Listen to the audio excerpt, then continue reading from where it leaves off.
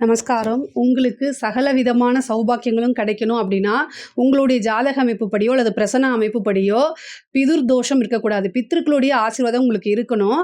பொதுவாவே பித்ருக்கள் வந்து நம்மளை சபிக்க மாட்டாங்க. ஆனா அவங்க அதிருப்தி ஆவாங்க. ஸோ அந்த அதிருப்திய குறைக்கிறதுக்கு ஒரு நாள் இருக்கு. அது மகாபரணி அப்படின்னு சொல்லக்கூடியது.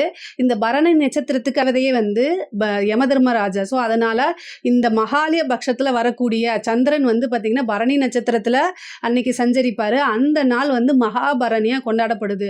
அதாவது அனுசரிக்கப்படுது. இந்த நாள்ல வந்து உங்களுக்கு வந்து பிதுர்களுக்கு தர்ப்பணம் பண்றதுக்கு ரொம்ப ரொம்ப சிறந்த நாள். இதனால என்னன்னா, யமதர்மருடைய ஆசீர்வாதமும் உங்களுக்கு கிடைக்கும். உங்க வீட்ல வந்து துர்மரணமோ அல்லது விபத்துக்களால ஒரு மரணமோ இந்த மாரி சம்பவிக்காது. முக்கியமா இந்த மிருத்யுஞ்சய ஹோமம் பண்றீங்களா, அந்த அளவுக்கு உங்களுக்கு அது பண்ணுனா எந்த அளவுக்கு பயன் கிடைக்குமோ, அதே அளவுக்கு உங்களுக்கு பயன் கிடைக்கும். 2வது வந்து வீட்ல வந்து மருத்துவ செலவு வராது. அகால மரணம் சம்பவிக்காது.